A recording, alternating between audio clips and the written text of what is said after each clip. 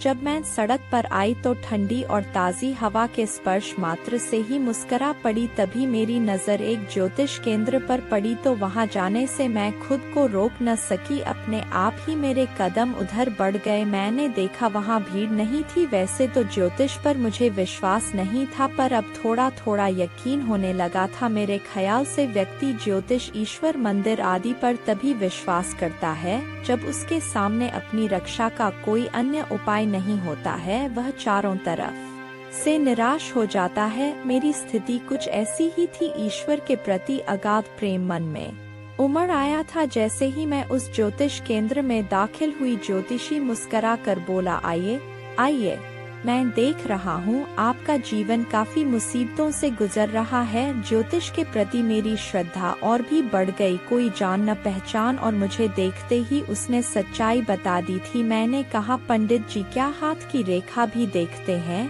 आप? मैं सिर्फ हाथ ही नहीं बल्कि मस्तक की रेखाएं भी देखता हूँ। आपके मस्तक की रेखाएं बता रही हैं कि आपका दैहिक संबंध अनेक पुरुषों से रहा है। पहले आपको इसमें रुचि थी पर अब नहीं है। आप चरित्र की ठीक नहीं है पर मन की बहुत अच्छी हैं। ज्योतिषी के यह कहते ही मैंने हाथ उसके आगे बढ़ा दिया। पंडित जी, आप तो मेरे बारे में बहुत कुछ जानते हैं।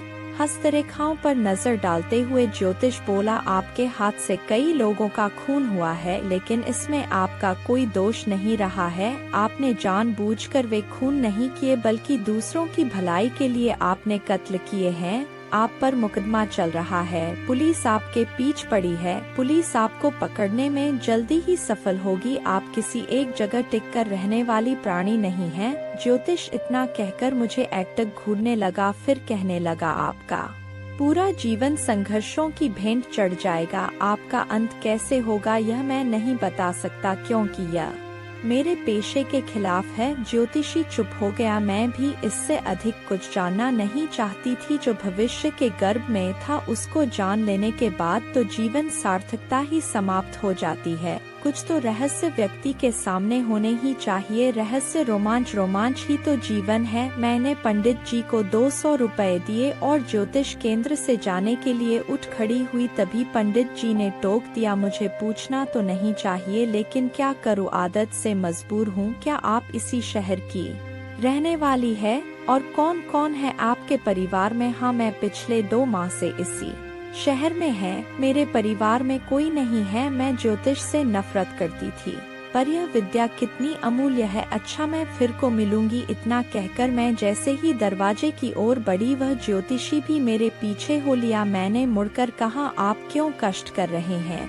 यह तो मेरा फर्ज बनता है। चलिए मैं आपको कुछ दूर तक छोड़ दूं। आप इतनी खूबसूरत हैं कि कौन नहीं आपके साथ कुछ पल बिताना चाहेगा। ज्योतिषी अचानक ही इतना बदल गया कि मैं आश्चर्यचकित रह गई। ज्योतिष के इतने अच्छे जानकार व्यक्ति की कमजोरी भी खूबसूरत और युवा स्त्री है।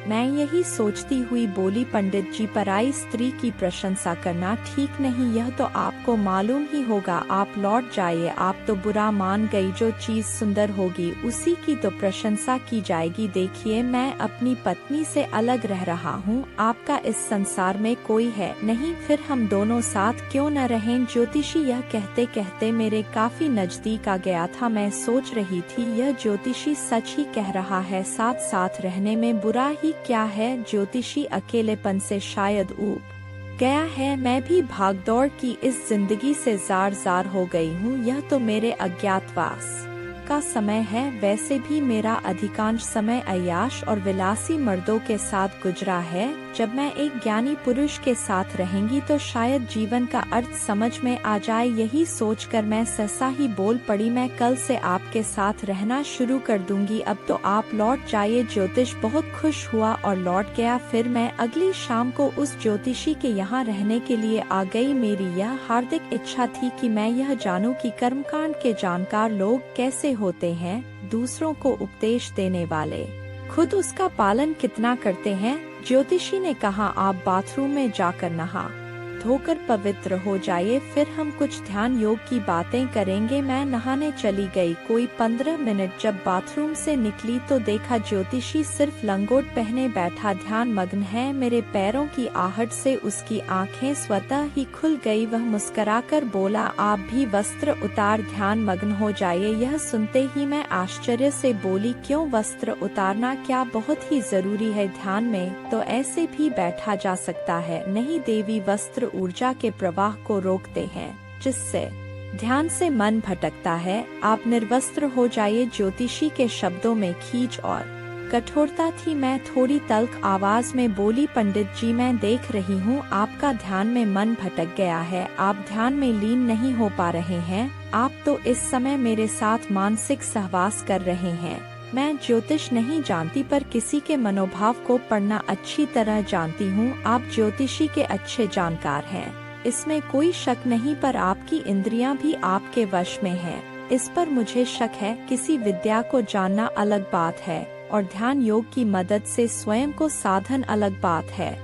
बड़े बड़े ज्ञानी मुनि भी स्त्री को सामने बैठाकर अपने शरीर को नहीं साध सके, तो फिर आप मुझे अपने आगे निर्वस्त्र बैठाकर ध्यान योग में लीन कैसे हो सकेंगे? मेरे यह कहते ही पंडित जी आसन से उठ खड़े हैं और मेरे पैरों पर गिर पड़े। मैं अपनी पत्नी से अलग होकर ध्यान योग में लीन होने का अभ्यास कई सालों से कर रहा हूँ, पर जाने क्यों मन नारी देह में ही जाकर घुल मिल जाता है। तुम यदि चाही तो मेरी सामना का मार्ग प्रशस्त कर सकती है।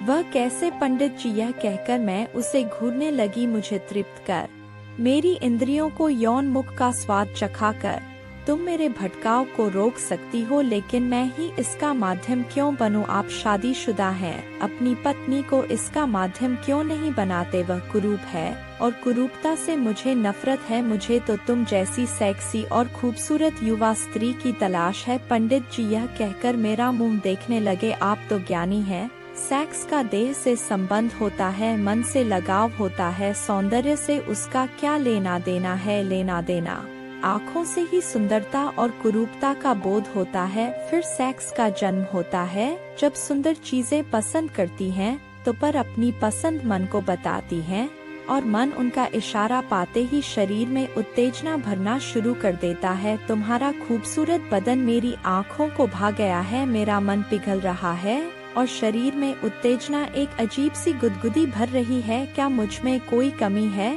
जो तुम मुझसे यौन संबंध बनाने में सहम रही हो? पंडित जी के इतना कहते ही मेरी नजर अनायास ही सामने वाले कमरे की ओर चली गई। पंडित जी तिलमिलाते हुए उठे और उस कमरे का दरवाजा बंद कर दिया। मेरी खोजी निगाहें न जाने क्यों बार बार उधर ही जाना पसंद कर रही थी। पुरुषों के साथ रहते हुए कई साल हो गए थे, उनके अनेकों रंग मुझे देखने को मिले थे। पंडित जी भी तो पुरुष ही थे, उन पर मेरा शक करना स्वाभाविक था। मैंने अपनी कमर पर हाथ फेरा, पिस्तौल सही सलामत था। मैं बुदबुदाई, आखिर उस कमरे में ऐसा क्या है जो पंडित जी ने उठकर दरवाजा बंद कर दिया? यह पंडित जानकार तो है पर इसके साथ ही खतरनाक भी लगता है। मुझे उस कमरे में जाकर देखना चाहिए कि वहाँ ऐसा क्या है जिसे यह पंडित मुझसे छिपाना चाहता है। और यही सोचती हुई मैं उस कमरे की ओर बढ़ गई। पंडित जी ने उठकर मेरी बाह पकड़ ली। उस कमरे में जाने की कोशिश न करो, वहाँ बैठकर मैं तंत्र विद्या की साधना करता हूँ। मैं उस कमरे में अवश्य जाऊंगी, आप मेरा हाथ छोड़ दीजिए। मैंने विरोध करते हुए कहा तो पंडित जी पसीना पोंछने लगे और गुस्सा करते हुए बोले, मैं ज्योतिषी के साथ साथ एक तांत्रिक भी हूँ, तुम्हें चाहूँ तो यदि तबाह कर सकता हूँ। आप मुझे तबाह करेंगे? यह करते हैं मैंने पिस्तौल कमर से खींच लिया और उनकी तरफ तानते हुए कहा, सारा तंत्र मंत्र यहाँ आकर खत्म हो जाता है। मेरा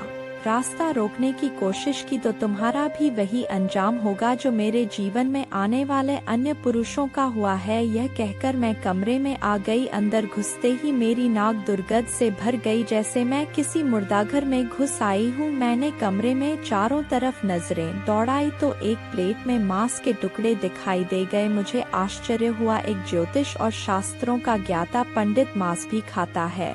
जरूर यहाँ किसी की लाश छुपाकर रखी गई है। तभी मैं कमरे के एक कोने में एक स्त्री की लाश देखकर चीख पड़ी। उसकी कमर के नीचे का हिस्सा कटा हुआ था, शायद प्लेट में रखा मांस उसी लाश का था। मैं बाहर आकर बोली, ढोंगी पंडित सच सच बता, वह लाश किसकी है? तेरा उससे क्या रिश्ता था? तुमने झूठ बोलने की कोशिश की तो सारी गोलियां तेरी खोपड़ी में उतार दूंगी। यह कहते हुए मैंने उसकी खोपड़ी पर पिस्तौल का अलगा सिरा टिका दिया। पंडित थर थर काँप रहा था। काँप भी तो गुस्से से मैं भी रही थी। पंडित सूखे होठों पर जीभ फिरते हुए बोला, वह लाश मेरी पत्नी की है। मैंने उसे जान से मार दिया है ताकि उसे मांस तंत्र विद्या की साधना में इस्तेमाल कर सकूं। मैं उसका मांस खाने के बाद तंत्र विद्या की साधना करता हूं। ढोंगी तांत्रिक, कोई भी विद्या पवित्र होती है, उसका अपवित्रता से कोई रिश्ता नहीं होता है। तुमने अपनी पत्नी को इसलिए मार दिया कि तू दुनिया का महान तांत्रिक बन जाएगा। तू तांत्रिक बनकर किसका कल्याण करना चाहता है, अपना समाज का या फिर अपने पुरुष का? मैं बोल भी रही थी और क्रोध के मारे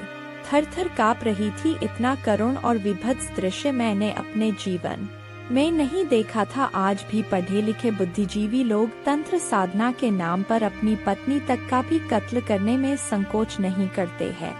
यह मेरी सोच के बाहर की बात थी। तभी वह पंडित मुझे घुरते हुए कहने लगा, वह इसका विरोध करती थी, मुझे अंधा विश्वासी और ढोंगी कहकर कर अपमान करती थी। तब मैंने सोचा मुझे एक ताजा शव की जरूरत है। पत्नी से ज्यादा सुलभ दूसरा कौन हो सकता है? मैंने एक रात उसकी हत्या कर दी। उसकी मृत्यु मेरे ही हाथों लिखी थी। उसकी कुंडली में यही लिखा था कि उसे उसका पति ही मारेगा। बस मैंने वही किया जो विधाता ने लिखा था। तू कौन होती है? मेरी साधना और विधाता के कार्यों में दखल देने वाली। यह कहकर उसने मुझे एक जोर का धक्कर दे दिया। मैं गिरते गिरते बची, लेकिन पिस्तौल हाथ से छूट गई। पंडित बड़ी फुर्ती से पिस्तौल की ओर झुका, पर मैंने आगे बढ़कर पिस्तौल पाव से दबा दिया और मैंने भी उसे एक जोर का धक्का दे मारा। पंडित धड़ाम से फर्श पर चारों खाने गिरा। इतने में मैंने पिस्तौल उठा लिया और उसे प्यार से चूमा, फिर सारी गोलियां उसके सीने में उतार दी। आज मैंने एक ऐसे व्यक्ति का कत्ल किया था जो समाज को ज्योतिष और तंत्र के नाम पर दीमक की तरह चाट रहा था। पिस्तौल से निकली गोलियों की आवाज मेरी परेशानी का कारण बनती। इससे पहले ही मैं वहां से भाग निकली।